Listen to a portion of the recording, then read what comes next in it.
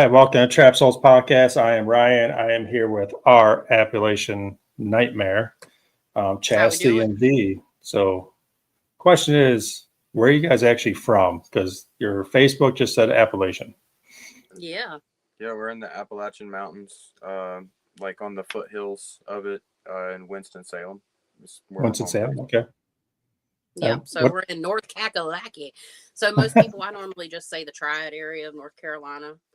Okay. So yeah, it's Greensboro, Winston-Salem, High Point, kind of right at the foothills. We're 10 minutes from the line of what is considered Appalachia, but we both grew up. I grew up here. He grew up in Appalachia, and Stokes County, we've done a couple documentaries on that. We're doing a documentary on that place, and we've done a couple videos. So it's like right at the borderline. We drive 10 minutes up the road. You know, we go from city to country really fast around here. That's good, though. I mean, that's really good. So, your Facebook page said psychics. Is that right? Is that Yeah. you? So he's sensitive. I mean, I'll let him speak for himself, but so for the last about 6 years, I've been working on my mediumship. It kind of hit me out of nowhere. I've always been sensitive.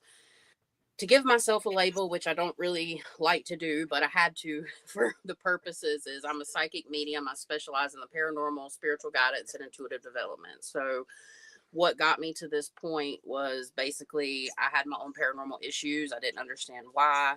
And then right before the pandemic, I had a lot of different things happening that are key identifiers to being a medium, and I didn't know what was going on. So I started doing research and I started having more experiences. And then I come to find out I'm actually definitely intuitive. So it goes a lot deeper than that, just to keep it, kind of short. It's really been a really interesting path I never chose. But yeah, so I identify as a psychic medium. Okay. I'm just, And I'm highly intuitive. I know things like that without ever being taught them. I get all these experiences that are audient, and I get things that are visual. I get all kinds of different stuff. I don't label or specialize in anything really. I feel I like ghosts. okay. I brought it too. That's our kind of our. Where's it at? No, my little ghosty with the mosty. He's right there. Oh, I brought him. So our thing is, he made it up, but now our thing is we like ghosts. It's kind of a tagline as a joke. He's upside down. We like ghosts. it doesn't So matter in the ghost realm. yeah, it doesn't. I guess it doesn't, It but can be upside down. that's kind of like one of our little taglines. I mean, so sensitive psychics, it's always a big topic with everybody. Kind of just you go in a place, use your feelings, your intuition, and where do you guys go from there? So actually, we just started investigating back in 2024, and he kind of stayed out of the way of all of the stuff that I did for the most part and off camera for several years. So to I give avoided it. yeah, to give a little backstory, and it'll lead into this.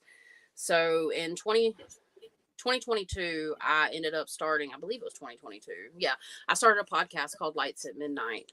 And that's where I taught about the paranormal, everything that I learned. I taught about psychic abilities. I made one big epic season with Emily, the Fine Art Medium, which is my first mentee. I kind of mentored her along the way. And because what happened to me happened super quick. And I started getting all these experiences. And I do a lot of work remotely. So for the first like 3 years, I did remote work. And that means that I stayed here because it was the pandemic and I help people from afar. So I've had hundreds of cases that are remotely done. I've recorded every session. Of course, it's not all public and most of it will never be public. But I do have some cases that I will be releasing documentary wise, especially about haunted objects from that. So to answer your question, with a little bit of backstory, my channeling starts before I even get there. So I'll do a pre-channeling and I will write down whatever comes to mind. The pre-channeling is like an automatic writing. Sometimes I'll have visions. Sometimes I'll have experiences. They come to me in visions like a flash, like in my mind's eye, like a picture or a movie. It'll come to me as an overlay, like I'm seeing something that's there but not there. Or it will come to me as like a complete total, it like a a person standing there to you. That's fairly rare. Also, I mean, when you're a psychic medium, all the four clairs work together. You have claircognizance, clairvoyance, clairsentience, and clairaudience. Clairaudience is clear hearing, so you'll hear things either with your ears, or it'll be an internal dialogue that is not of your own or somebody else's voice. Sometimes it can come in as your own voice. Clairvoyancy is obviously what I described about seeing. Claircognizance is clear knowing, meaning you just know stuff. And clairsentience is clear feeling in the body. So you'll have bodily sensations. If somebody got hurt in a location, for example, or if they passed away of a heart attack, I might start getting short of breath. I might start having chest pain, or something like that. So I can have all those experiences before I even walk out the door if I allow myself to tap into that energy. Upon arrival, a lot of times I go from kind of my bubbly self to more of a very focused on the mission of getting, the video out and getting the evidence, because my whole purpose of doing this is I don't want to necessarily prove the paranormal exists, right? But I want to show people that, there are odd occurrences and these things are out there. I don't want to change anybody's mind. That's not my big mission. It's more or less to give people the evidence that we find and let them decide for themselves, because I realize we're all individuals. We're all different. And that, we all process and perception super big, perceive information differently.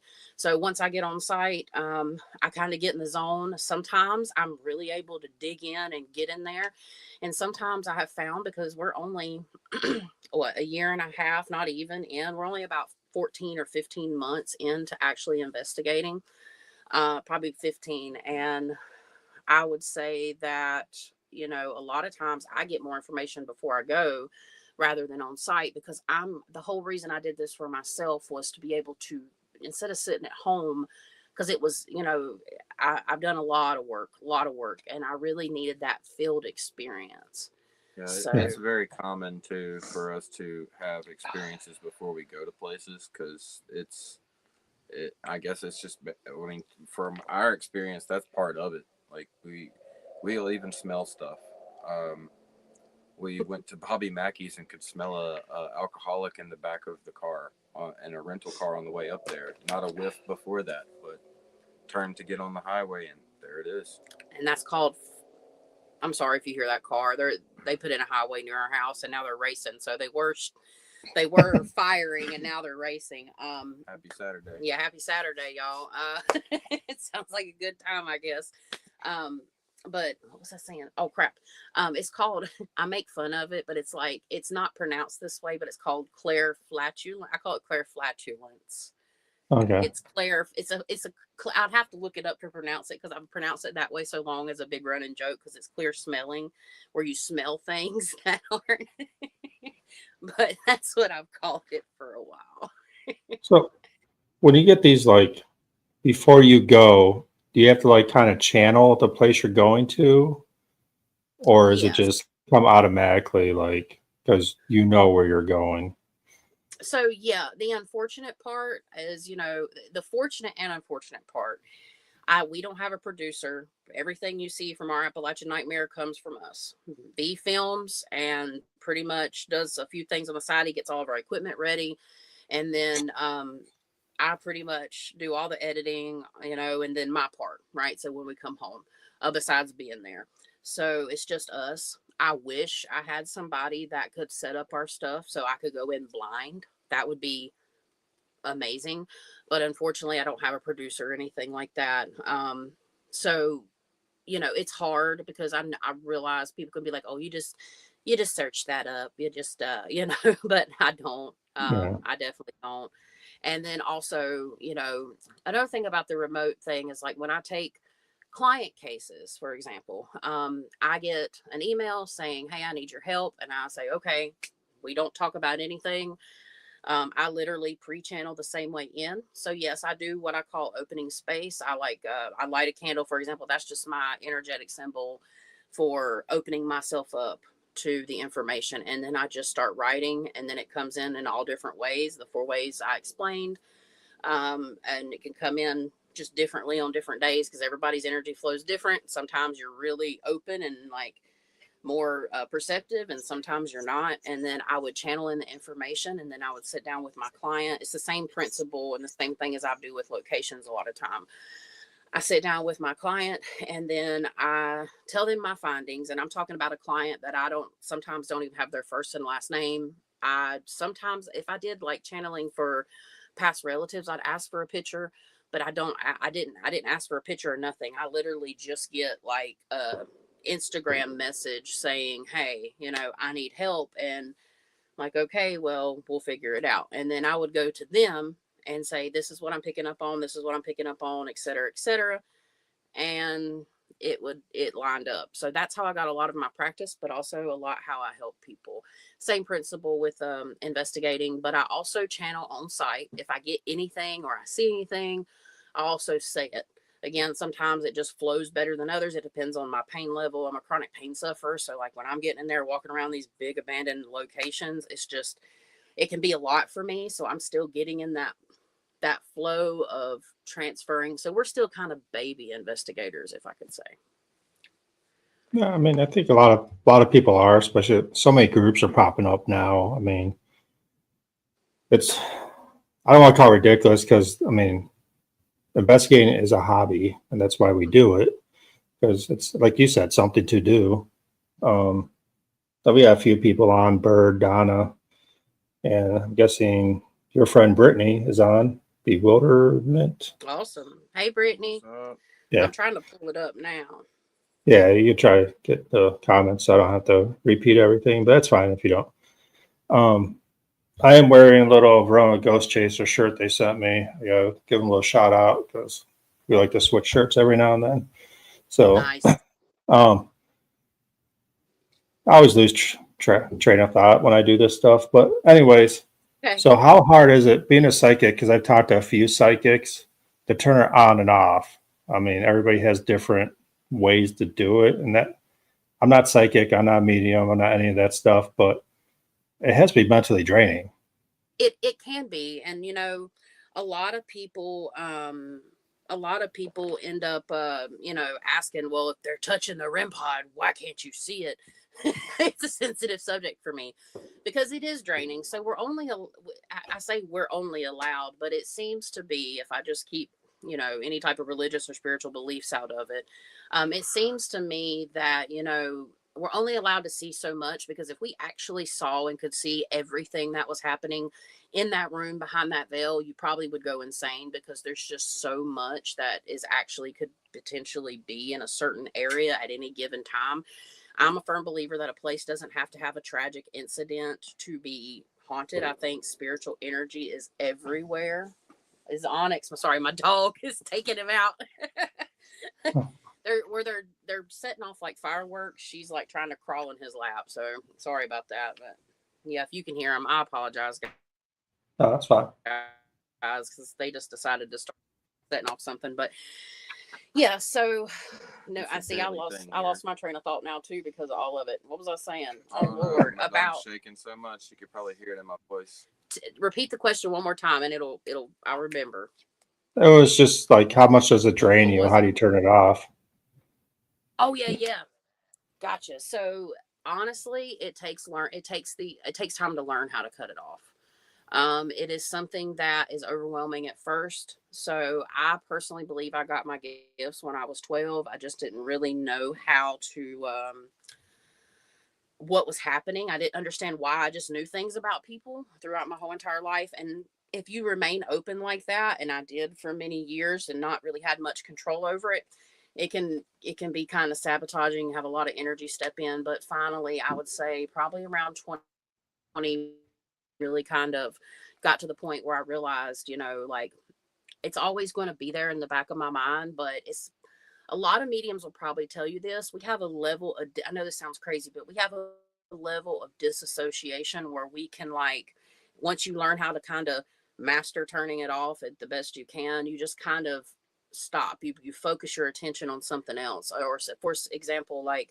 when I fully want to open, I will light a candle. And that's just literally an energetic representation of I'm open, and I don't work with darker energy, even though I work in the realm of the paranormal. I'm more of a love and light type person, but with the understanding that dark and light is a balance, right? But there's also, even with dark and light, there's some really bad and some really good things I've came across. So you have to be able to and a lot of people, I've worked with mediums that struggle for years to cut it off, like especially people that are clairsentient, meaning clear feeling in the body, because they walk in patient and then like they're soaking up everything that happened there through their body.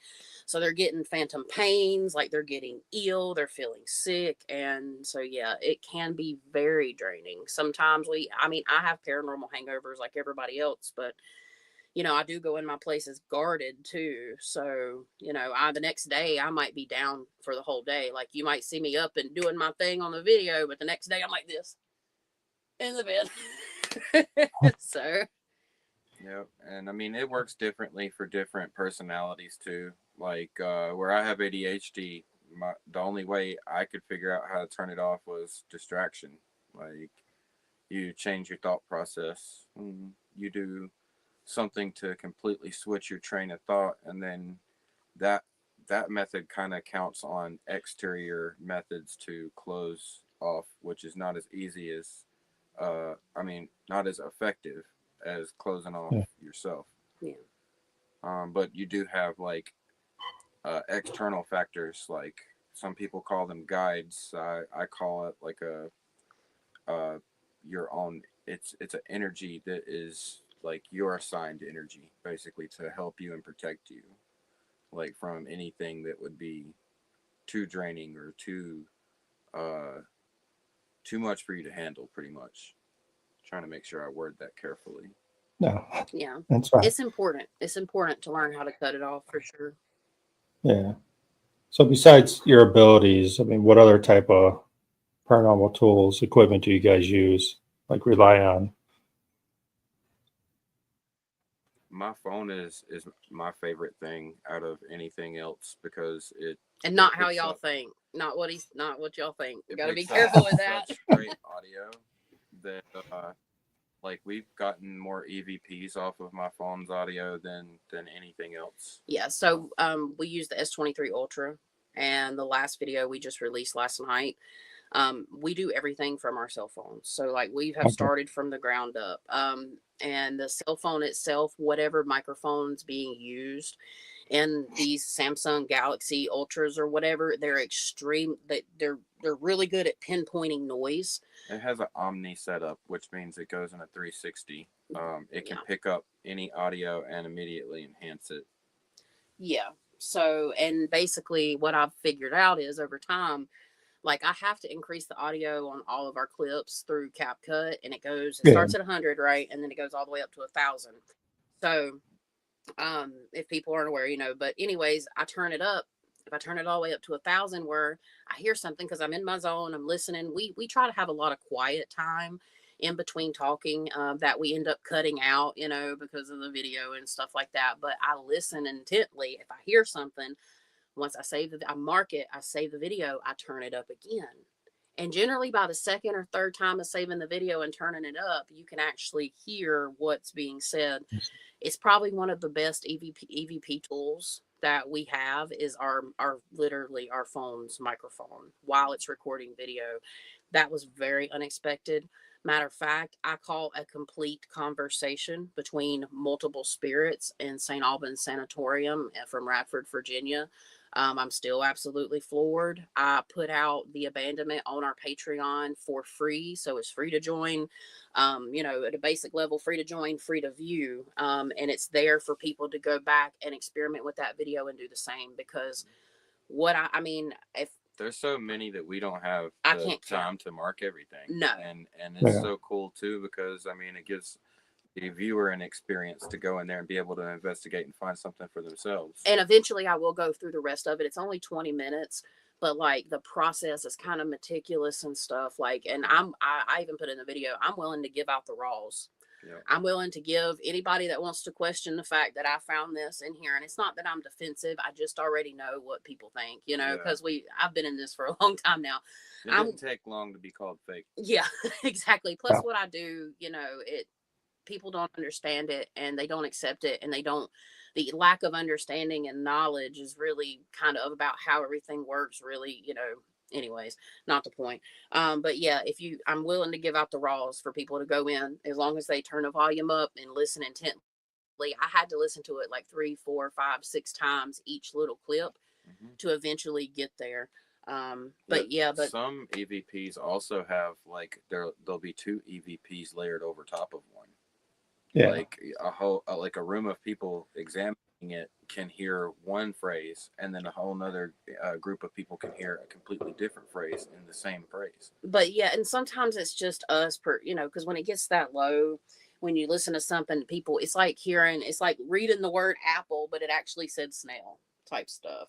So it goes into that situation too, because there are things that have been proven about how we hear and see stuff, especially at that level. But really, we absolutely love the spirit portal that we just got from Durham Paranormal. So Durham Paranormal is a buddy of ours. We can investigate with him. Super awesome. Angel and Ruth.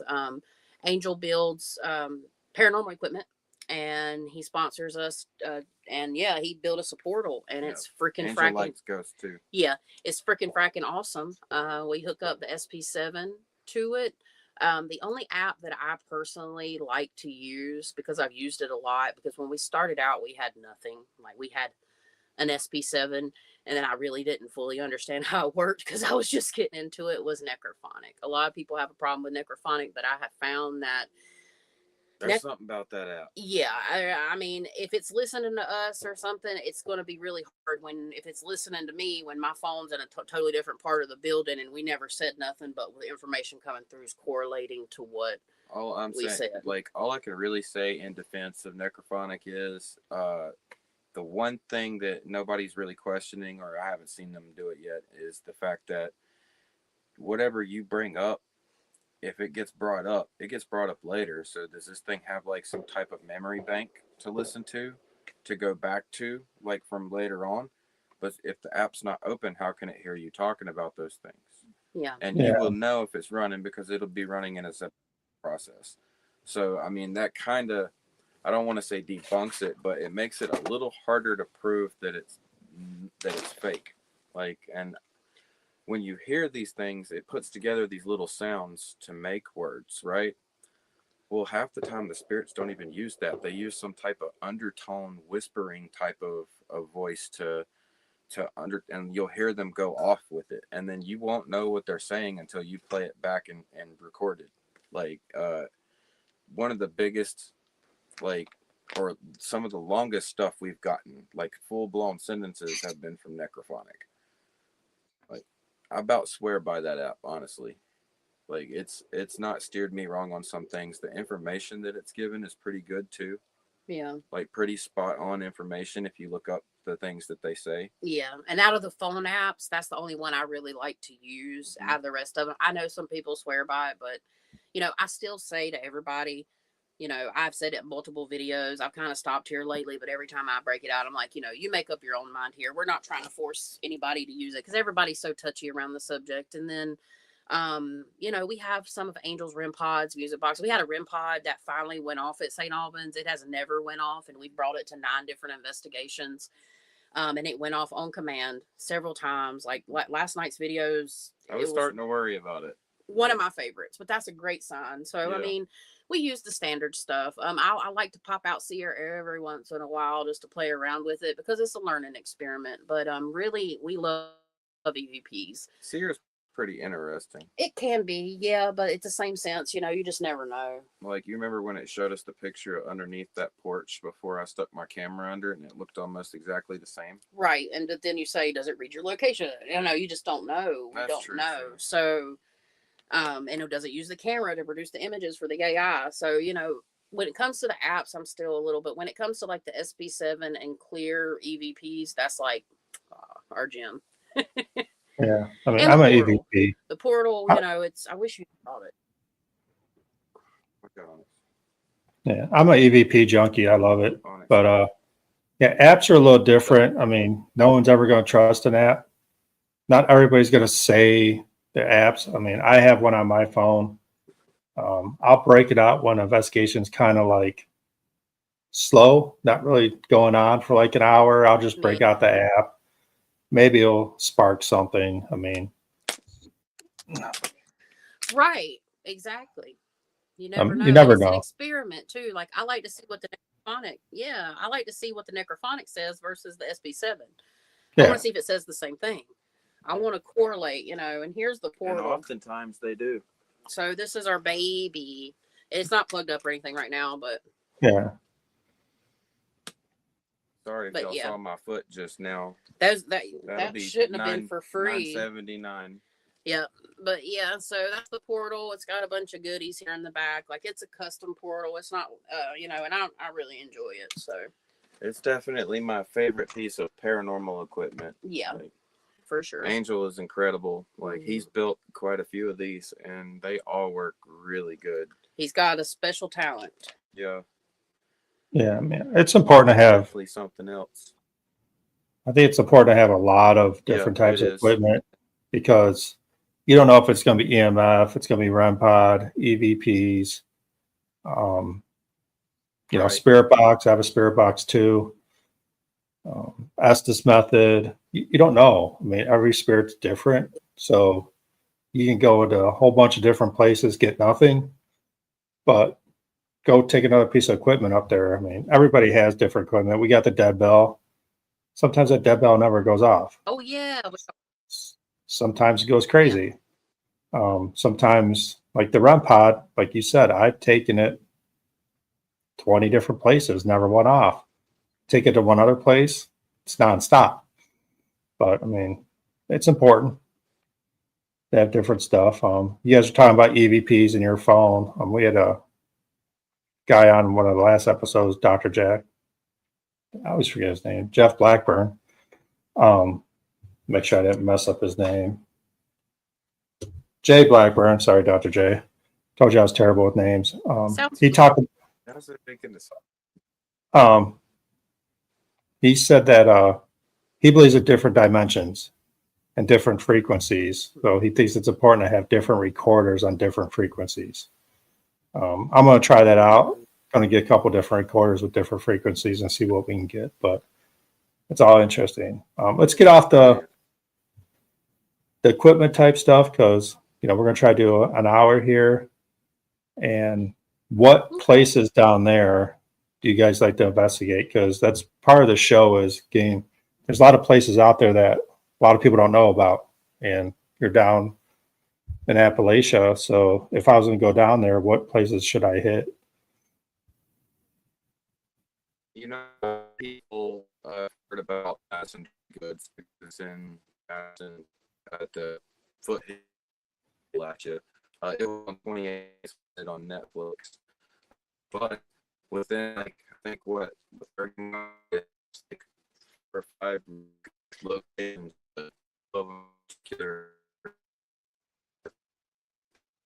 You guys are breaking up. Off the phone. She's getting all the Wi-Fi. She's literally laying on the phone.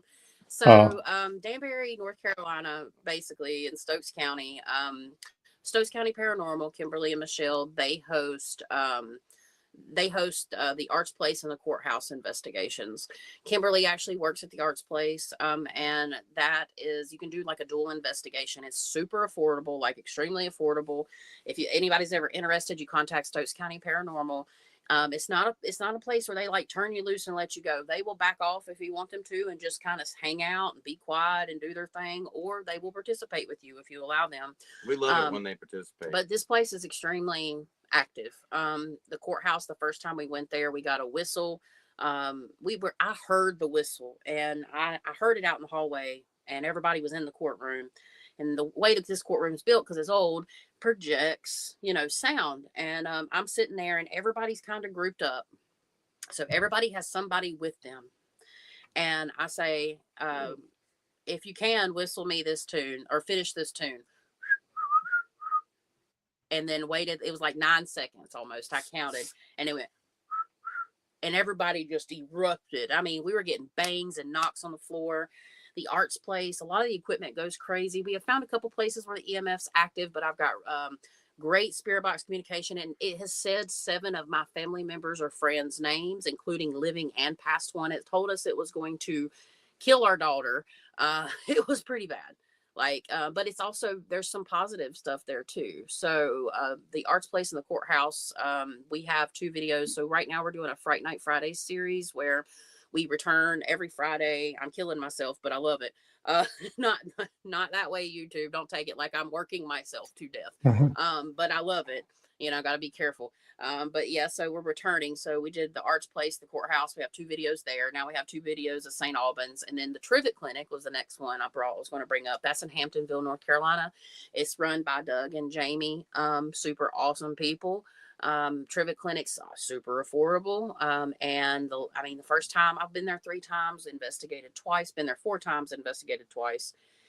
We had a lot of activity last time. That video comes out this coming Friday. A lot of interesting activity. There's definitely some energies that move through there. Incredible place. Yeah. And then what else? They host events there too, like little ghost Paracon get-togethers, little like Christmas party stuff like that. Yeah, and then St. Albans Sanatorium's about an hour and 2 hours, a little less than 2 hours from where we live. Yeah, Radford.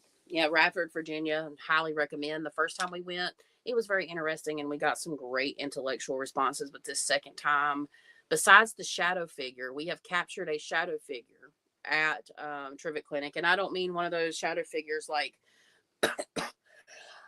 excuse me, I don't mean one of those shadow figures where it just like peeks out of the doorway and it's real blurry and fuzzy. We caught with his camera a full-fledged shadow figure running across the hall this far away from his camera.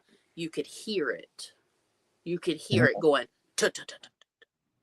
That's on our socials. If you scroll back, Trivet Clinic's great. Yeah, that's like one of our top all-time captures. Yeah, we just did the Holiday House, but unfortunately, she's a distant cousin at the Holiday House, and basically they have to shut down for now because they have to get some things going. But the Holiday House in South Carolina is really good when she opens back up. There is a distillery here I've never been to, but no offense, the distillery in Lexington, but it's very expensive. It's like going to Brushy Mountain, and that's just not affordable for a distillery investigation. And then Stonewall Manor in, what is it called? Rocky Mount. Yeah, Rocky Mount, North Carolina. Stonewall Manor is an old plantation. Civil War battles fought near there. I actually caught what I feel to believe an apparition of either. People said it looked like a little kid, and it kind of does, but to me, it looks like a soldier that is like down on his knees, and he literally just down in the floor. It's kind of reminiscent of the old Amityville picture of the boy, like at the top of the stair rung, kind of. But without the face. Its face was gone. It only had a portion of its face. Yeah. It was like you could see the hat, you could see the buttons. That whole place was strong. Like we had a really good Estes method and a very good yes/no machine session. Like they were hitting the yes/no very accurate, like on point. Yeah, and if anybody's watching from a different area, you can always just check out and scroll through. We put the titles in the title. We put every location. So I'm not saying just go watch a video. I'm saying that the titles of the places that we described are there. You can always look them up. I tried to give the city: Hamptonville, North Carolina, Trivet Clinic. Yep. Awesome. And they're all great prices. Yeah. Now that's local though. Yeah, the local ones, they're good prices. Yeah. They're I think oh, sorry, go ahead. No, I was just saying, make sure you follow our Appalachian on YouTube. They are on Facebook, but majority of their stuff is on YouTube. So subscribe to them and definitely check them out. Absolutely appreciate that. What's your favorite place to investigate that you've ever investigated?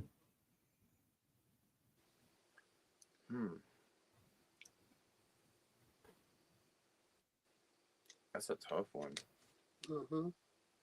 I am welcomed in so many places. It's like walking in with old family. Like some of these spirits actually feel like family. It's weird. Like I know, but like I'm an asshole at St. Albans. That's what I'm trying to hold it in for. Because last night on the video, every freaking room, every place, he was followed around, and about every investigation we did it like 5 or 4 or something like that, and every one they called him an asshole multiple times. The girl was like, she's like, why am I an asshole? She's like, asshole, you all are. So she's like a man hater. She's like, you all are. And I spoke and I said, well, and she's like, we're good, but he's an asshole. And every place through It the was the word of the necrophonic, day.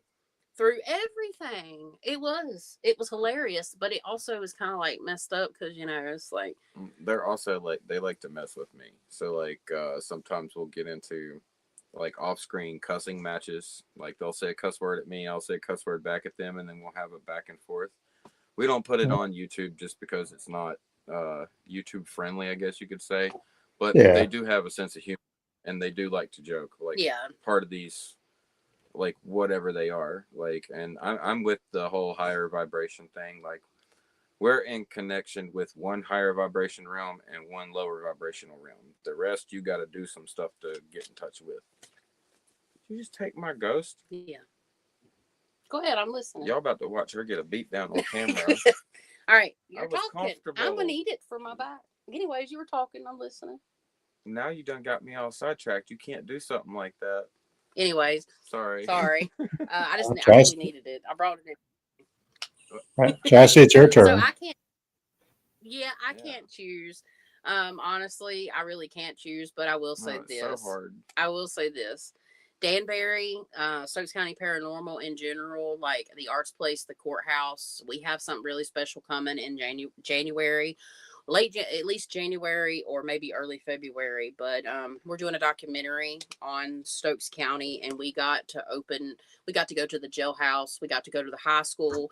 We're talking about you can basically walk to all of these locations. You can park your car. It's just one little Appalachian town right outside of Hanging Rock, and they let us come in and investigate. We did it twice, actually. So we've got footage from 2 nights, and then we'll be going back to get more footage, of the Arts Place in the courthouse. So I'd have to say, in general, just Danbury, if I had to choose, is my favorite because it's so close to home and I have my roots there. And I actually have family members that are buried in the cemetery up on the hill there. So Okay. that would be I love it, but I'm between St. Albans and Trivett Clinic. Yeah. Oh, yeah. I love them. I can't. Those two are like probably like because I feel at home there, I guess you could say. Yeah. But yeah, that's it for me. Yeah. All right. So I ask everybody this question. What? Oh, I was just gonna ask, what's your favorite place to investigate? I always get called back to Trans-Allegheny for some reason. It just seems like when I leave there, I just want to go back. I don't know why. Had a lot of cool stuff that's happened there, but it just kind of seems like I don't know, it always calls to me like the history, the building, the spirits there, everything's just awesome there. So I don't know. It just seems like I always like the children. Yeah. I've been there twice. Want to go back again, but that's another question. Bucket list. One place in the world that you can investigate. What would it be? UK in general. Like I want to There go you investigate them castles. Yeah. She'll never go with me. I'll be doing that by myself. I'm thinking really hard. Can I pick a state? Like right now, like it's not a bucket list forever because I'm a very fluid person and like how I once I get somewhere and I do something, I'm like, okay, check, next. But I also enjoy going back. But right now, I mean, I really have my eye on Indiana in general. I want to come to Indiana and I want to do like a road trip. Like my ultimate goal would be to be able to get like an RV and start just going and doing this. Yeah. But right now, if I had to put my eye on an area, because it'd be very hard for me to narrow down because I can list 3 places, could decide would be Indiana. That's where, or even just the Midwest in general, that I really want to get out there. Texas. Indiana's pretty known for haunted stuff too. Yeah, we are going to the infamous Warren House in the middle of November. Going to see if it's haunted. Hey, I know there's a lot of things about all that. We've been around the objects before during the first Warren's Paracon, and I can say there's something there that's real. There's something, sure. but it wasn't very clear. we had some weird stuff happen, but we are going to Connecticut and we're very grateful. Like we have our 8 people, so it's fairly affordable, especially for being able to stay the night. Mhm. So we're going to go test it out. I'm going to go sleep in Lorraine's office next to or try to sleep next to the entranceway to the museum. Because haunted objects is something that is very special to us, especially because of Duran, Dead Serious Investigations. You need to check him out. We'll talk. I have to message you later, but Duran's a good guy. He knows a lot about haunted objects, and he kind of opened that world up for me. And I've had cases with haunted objects. So the worst case I've ever had, like this is going to be one of the documentaries. Like it's going to take me a while because I want to make sure it's perfect and I want to make sure it highlights and is respectful and all kinds of things. Because Duran actually owns the object that was haunted now, and the client is better, thank God. But yeah, I forgot where I was going with that. But yeah, haunted objects. What was I saying? You're talking about how the Sorry, I'm haunted ob- tired too. No, that's so nice. how the haunted were Uh, how he them. Sorry, I got Oh sidetracked yeah, myself. it was the little. It's like a pancake on a pancake here, but yes. So, I definitely want to get. Oh yeah, I just want to get out and like travel and film and stuff like that. Yeah. And we have the ability to do that. The only thing that really we don't have the ability to do that. The only thing that holds us back is like rooted in a job. Like he has to work like Yeah. everybody else, and it's not remote work. I've So worked very diligently towards building a production company, like Okay. enough stuff to actually turn to a production. Or not just paranormal stuff. I do plan on branching off and doing other stuff eventually, but like for now, like we've put most of our investment into our filming career. yeah, and it's that's he really really is he wants to do more with the production than just our Appalachian Nightmare. And I have other things that I do too. Like this is my 3rd YouTube channel, and it's not that I just kept skipping because they wasn't successful. Like multifaceted. So I go by the Luminary Luna Beams. That's where I do all of my astrology. I do all of my mediumship for the most part. So I keep them separate, kind of. And then the Lights at Midnight podcast. So I have some plans for 2026, some projects. I have a journal coming out. I've been working on for a while. Amazon's kind of giving me a little time with that, but different things that we want to do that kind of all tying together. Like we made jewelry. Like we're very multifaceted people. Yeah. I mean, it's Jack of all trades. paranormal is weird. You can branch out so much in the paranormal, like jewelry, crystals, candles. There's so much, and you never have enough time. I mean, you guys know you're in production. A lot of people know that If are you on think here about because it, they're doing paranormal. Like you do an 8-hour investigation, which is a short investigation. There's probably 20, 25 hours of evidence review, production, just to get a 20-minute clip out. I mean, it's pretty ridiculous Yeah. how much time you spend. I do all my own evidence. I do all the editing and everything. And, in a 12-hour investigation, it takes me a good 20, 30 hours to do all that. And I don't come out with much because I'm not a producer either. So, I mean, Yeah, I'm not good at it, but I make it work. exactly. The point is the evidence and what you do with that. yeah, I couldn't do the editing as much because with paranormal stuff, because I'm so meticulous with everything that I do. I think it was a 10-minute long video I spent like 60 hours on. It was 16 minutes and you spent 16 hours. 16 hours. There we Yeah. go. He Yeah, I spent got an it. hour per minute, and I dyslexic. was like, Lord. But yeah, it takes me about anywhere from 30 for a short video to 50. I've probably pushed 60, and I've been editing week for week. So I'll be going into my 5th week editing, and it's tearing my body down. Even though I'm sitting still too much. With all the other things, I'm sure people that know me already know it's taking a toll. Like after this, I'm gonna go back in my room and turn an air conditioner up and lay there like this because tonight's my only night off after this. And then tomorrow night we're going to the Madison Dry Goods. So the thing about Madison Dry Goods is it's really hard. I think eventually they're going to open up more paranormal investigations. But so far, the only 2 people that have really got to investigate and produce some type of content that I'm aware of is Stokes County Paranormal and us, our Appalachian Nightmare. So we've been very grateful to work with Madison Dry Goods, and that's since 28 Days Haunted was filmed. I can say it's definitely haunted. There's that, but we only get 2 hours every time we go, which we're very Oh, grateful for. yeah, it We're should going be. to the Ghost Walk tomorrow. Yeah, I mean, I get it, and because they don't really have anything established or any type. These people are just willing to stay after their shift. Mhm. Yeah. So, very grateful for that. I would like a little bit longer. It's cool. So eventually, we're hoping that they'll open up like some certain amount of days to do it, and go from there. I'm probably going to ask for maybe one more hour the next time we do it, but that is our Halloween special. As it stands now, you can go private. I mean, you can go publicly investigate. Like you Yeah, can bring like a little lightly. tiny like device, like a REM pod or a Yeah. SB7, and Just hang out Yeah. upstairs on the second floor, as long as you're not making a big scene, because there's other Yeah. people that are walking through looking at the museum, and you don't want to disturb them, but they don't care as long as it's not, when we disturbing did it, we had anybody. people coming up to us getting in on it. Yeah. But I mean, it wasn't anything serious. It was just chill. yeah. So everybody that's watching So, here, we're going to try to keep this podcast about an hour because we're all tired here. And so if you have any questions, throw them up in the comments and we'll go from there. And I forgot what I was going to ask you guys again. Okay. Man, it's a long night I here. can- like a brain fog day. Yeah, I it's know, a it's total okay. brain I fog mean, day. I mean, it's Yeah, I'm at the end of my day.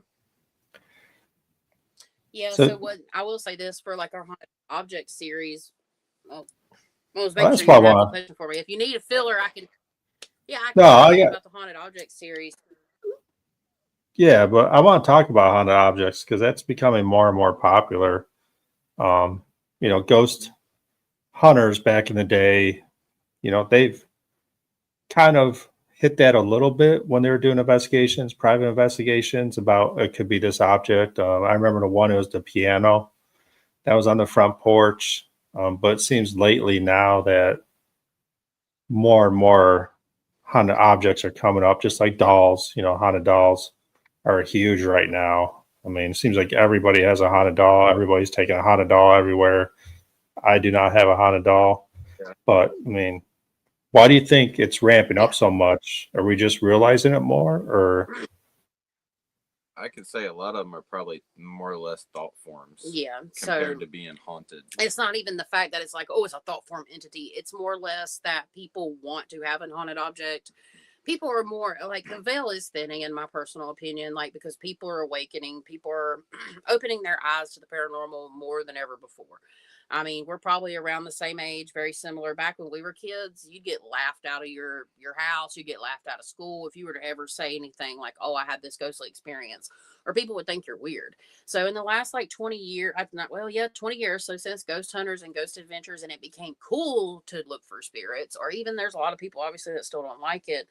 It's the same principle, I think, with the haunted objects. So you go to the store, you get a vibe from something. There's different levels to haunted objects. You have obviously the residual energy, where it's picked up from a person, place, or situation. That's the residual. Intentional energy. Yeah, and that's the residual energy, and that's like, just floating around energy, which can be created into a thought form. Give me 1 second. Sorry about that. I'm getting a little hoarse, but That's fine. it can be created into a thought form. But a thought form is a energy that is created by somebody's intention, knowingly or unknowingly, and generally it's an insentient being or energy mass. So a thought form kind of just rolls around. There's a couple different types that we create through like consistently like harping on a subject or a traumatic event. Eventually that energy grows and grows and grows till it pops outside of our aura, okay? Or we energy shed. I call it energy shedding, where we release all that energy, and it can kind of form into its own consciousness for those that may not know. Or it turns into a black beacon, which attracts something that already exists. It can, but it can also, and that's in an extreme case. and it can also gain its own sentience after a while, and then go around and keep picking up that type of energy.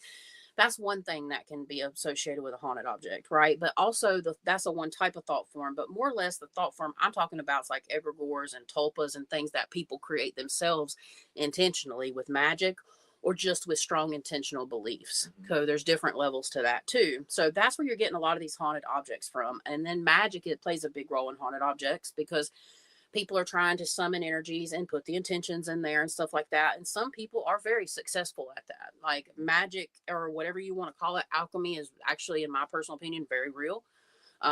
It can really mess up people, especially if it's practice. If, you know, everybody has their different opinions. You have dark, you have light, you have gray, you have all kinds of stuff like that. But then you have objects like Annabelle, where, for example, my personal opinion is they say it's super demonic, and it could be that there is a demonic entity that comes and goes around Annabelle because of the attention. But honestly, it's feeding the beast. The beast is Annabelle, the thought form, the fear. Like, I posted something that went viral, not virals, mini viral, and everybody's like, I claim no negative energy. I claim no negative energy. It's just like people are so scared of her. Yeah, you got people black barring her eyes out. Yeah, and buttons. Yeah, and I mean, but it's important because of the fear. So you're just adding to the fear. Yeah. Corn. You know, so I don't catch myself, but that's pretty much what it is, in my opinion. But it doesn't mean it didn't create something. It doesn't mean it didn't attract something. Yes. Yeah, I'm a big believer. Yeah. So V, I got a question for you. It's an important question. How many times has Chastity hit you while she's talking? Because she's like karate chopping over there, dude. Mm-hmm. Yeah. Well, I'm a hand talker. I'm actually really, really good, like cat-like reflexes at dodging shit. So I've been kind of like in and out a little bit. Like if you see like where I'm rocking, I'm actually like missing her hands. Yeah. Watch out, hands. That's her nickname for her. Actually, I call her Hands whenever she hurts me. Get your hand out of my face. You said hands. She's hot. I'm gonna go get say, hey, Onyx. What's up, Onyx? So you guys talking about Annabelle. Yeah, Annabelle and all that stuff. So you guys posted something about Penhurst. And what do you guys think all about the Conjuring house and all that stuff? That's a big topic right now. You know, Jason Hawes trying to, you know, create enough money to get it. I don't know how that's going to work. Well, I can say I'm grateful that it's not in the hands of someone who doesn't know how to handle it. It's not in any hands. We're talking about a different house. Oh, yeah. Not Jacqueline's? Yeah, but it's not in nobody's hands yet. It's not. Yeah, I know. But there's an anonymous donor that just donated like a bunch to it. So they're almost there. Like they're getting really close to making that goal. The last thing I heard is if we hit 600,000, the guy's going to match it. Then he's going to donate 400,000. And then Jason Hawes will match it. But that doesn't guarantee he's going to win. So personally, I think that it should get in the hands of somebody that's going to take care of it, because you have, and I have no shame in saying this, I normally keep my opinion to myself, but people like CJ Faison or whatever, he's the biggest paranormal faker out there. And I don't care if people get pissed off at me for saying that, because it's obvious. Like, it's so obvious. He fakes a lot of his content. And, you know, and he doesn't necessarily just come out and say it, but it's obvious, right? It's for entertainment, and that's okay. But he's literally like, if I get it for this price, I'm not going to open it up to the public. But if I get it for this price, then I can make $250,000 to $550,000 a year, which is great. He's a businessman. I respect that. But as a person in the paranormal community, like, I don't even know if I want to go now if it gets bought by somebody. I don't even know if I want to go in general at this point, because it's so hyped up. It's one of the places that, you know, I would support it. If a couple certain people get it, right, I would support it. But ultimately, it's been a it show. Censored myself. Yeah, and I think it should be affordable. Yeah, because this place has already been investigated so many times. It's not like opening the doors to the Warrens Museum and this is a limited time thing where things are going to be there for a limited time, like, and it costs money and all that. I get that. Like, I totally get it. It's $2,000 for, you know, the Warrens house expensive, yes, but the person that gets it, let's say CJ gets it, and that's what he charges, he's not going to get a great return, because whoever gets this, if it's not Jason Hawes or, in my opinion, Elton, and Elton still is probably going to get hate if he gets it. But if it's not Jason Hawes, whoever it is, the paranormal community is not going to back. That's my opinion. There's going to be very minimal amount of people that choose to go. And maybe over time they'll warm up to it, but it's going to be at a loss. That is my personal advice for anybody that wants to buy the Conjuring house. That's not Jason House. At least in the beginning, it'll be a loss. Yeah. Like, Yeah. it's one of those things that only time will tell, Yeah. probably. Yeah. And people have been there, all, you know, and I would love to go one day, right? But I want a haunted house. I just want one. anyways, yeah, I've been looking. No doubt. There's actually sites out there you can look. Oh, really? But I want a haunted. I want a haunted cabin. Is what I want in the woods. Yeah. But no, I think if Jason Haas wins this for a decent amount and has, you know, if he has $1 million, he said he'll match $1 million. Say he gets it, you know, for a decent price and can fix it up, because he said straight up he doesn't want to run it. You know, he wants someone else to run it. He doesn't have time. So if all the money that he raises and he's able to get it and fix it up and make it and just have a management paranormal group run it, I think it'll be affordable and, you know, people can enjoy it. But again, paranormal's safe. Yeah. I mean, paranormal's huge right now.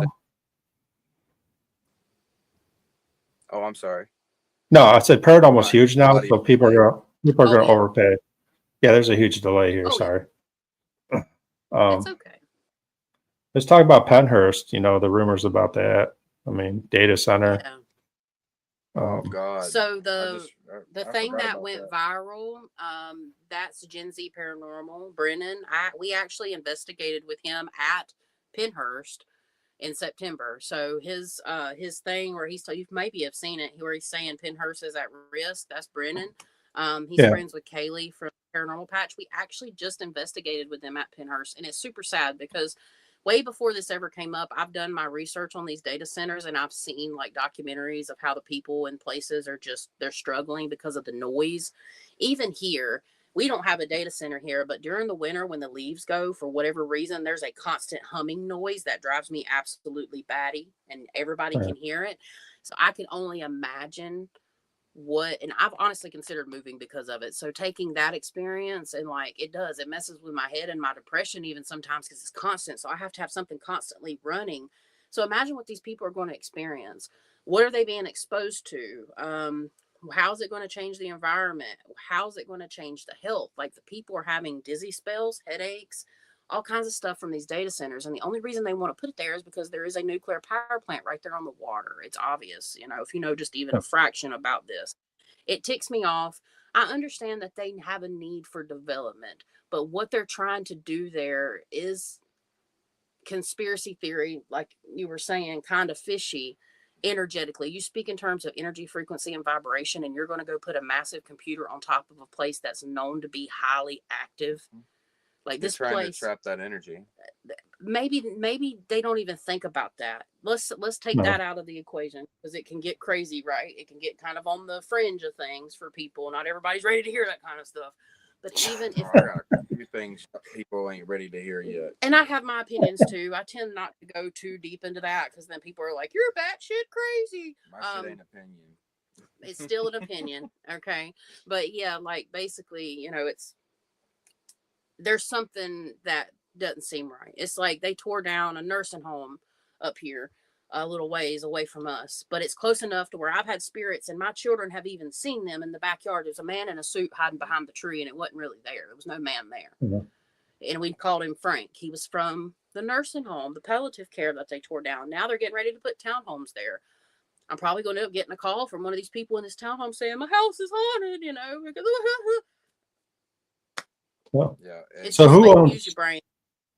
Who owns Penhurst right now? Is it the state? No, I forget his name. It's a group. It's called Penhurst Attraction LLC or something like that. Don't mark me on that, but sounds about right. It's an LLC, and there's like a couple owners. And from what I've heard, they have been left. The people that work at Penhurst have been left in the dark. So these plans were being drawn up. We were there just like September 19th or September 9th, something like that. So we were just there. Loved it. Like, the infirmary was absolutely amazing. That's the one time. I normally am very chill. I don't try to like over exaggerate things. So if I hear something, I do get excited sometimes, but like I kind of break down on camera there because I kept getting something was like taking their fist and doing this, punching me in my diaphragm, and it was taking my breath away up there. Not to mention the smell of death that everybody tried to tell us was sewage. Look, I smelt the sewage. Yeah, I know what the sewage smells like, but that was not sewage. Yeah, there was sewage. You know, sewage smells like sewage, like a poop plant, right? This smelled like a dead deer. Like it was a death smell. And every time I would say, I'm going to bring in the love and light, this smell of death would hit my nose. And like, I'm not exaggerating. Because again, I'm not about embellishing things because there's a very balancing line between what I do and why I do this. I don't do this for glorification or anything. I legitimately do this to help people. I've dedicated my life to helping people. And like when I tell you there was something there, you couldn't see it, except I did capture a little mist that barely showed up on camera. I'm mad, but I saw it with my eyes. There was something blocking us from leaving. And it was like challenging me. And if they tear that place down, sure, that energy may go with it, right? But whatever's there is capable of moving. It's not stuck there. Yeah. So, it's incredible. Like, I'm very passionate. We were there for what, like 30 minutes before we started smelling that death smell? About 45, because we were there for an hour and a half. It was a pretty good while, long enough that we should have smelled it like plenty of times over. 9 times. Yeah, I gotta get out there sometime, hopefully before anything bad happens to it. Definitely. You'll never get the whole place done, I'll tell you that. Good. Yeah, we're going to go back for sure. They said it could be years. It's a 10-year plan, so it could still take 10 years to build it. So hopefully it's just not about the money, but that's what it's usually about. So.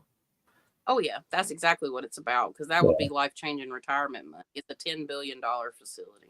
Yeah, get out. They're wanting to build this center. That's the way that it goes. Out with the haunted old insane asylums and in with the data centers. Yeah. There's still owners out there that are keeping, history alive for us. So absolutely, you're 100% right. We had Charlie Tani on before. That's great. Yeah. I'm not devaluing that at all. That is very, very valid. Some of these people do an amazing job, and they're dumping everything they have into it, and it's not because they're trying to get rich off of it either. It's because they just genuinely love it. Mm-hmm. Yeah, like when you're attached to this life, it engulfs you. It's a part of you, and it's a balance, because if you're not careful, it can take over. Oh yeah, definitely. And then your ego starts to shine. Oh well, that wasn't what I was thinking of. I'm thinking about doing spirit box sessions in your car at work break. Oh, I knew what he was talking about. Yeah. I won't let him do it in the house. I'll be talking to ghosts all the time. Like literally. Not spirit box sessions, because, Yeah, sometimes. I have a certain space I do it in, and then I have to clear my space. I'm all about spiritual protection. That's what my main goal was, is to teach spiritual protection and to help people with paranormal activity and problems. And I don't worry about that as much, because if you're too protected, you're not going to get any activity. Right, but we're talking about two totally different ball games. You're talking about going out searching for it. I'm talking about people that are trying to get rid of it. Oh, yeah. I thought you were talking about trying to bring it in. Mm-mm. I'm not trying to bring it in my house at all. No, you don't poop where you sleep. Yeah, nicest way I can put that. There's some in our backyard. Yeah, hear it. I was just noticing it a little bit ago. Sound like a dog. Where'd it go? All right, well, we're hour and 3 minutes in, so we're pretty good right now. Yeah, it was a pleasure. Yeah, it was a pleasure. Covered a lot. Again, you guys get something big, some other stuff come up, just shoot me an email. You got my email. Have you on again. It was a pleasure talking to you. Hopefully I nice to meet get down there. Yeah, it's nice to meet you. Keep doing what you guys are doing, putting the content out, helping people, because that's what you want to do. That's what majority of us want to do. We're not about the social media. But yeah, all I can say is keep doing what you're doing. Yeah, thank you so much. We appreciate it. And if you come down this way, shoot us an email. We'll do. Yeah, definitely. So I'm trying to get the UK next year. So that's my main goal right now. is to get over there and Belly. investigate. Yeah. So Gotcha. I'm gonna send you an email about that. I'll send you an email about the UK. I got something to talk to you about, or just I'll send you a message. yeah, send me a message. Gotta ask you a question. Okay. Yeah, keep in touch, and All you right. know, again, thanks for coming on, and I appreciate it. I'm going to end this right Yeah. now. Thank you. Thank you. You guys Y'all take have a good care. night. Yep. You too. You guys be safe. Safe.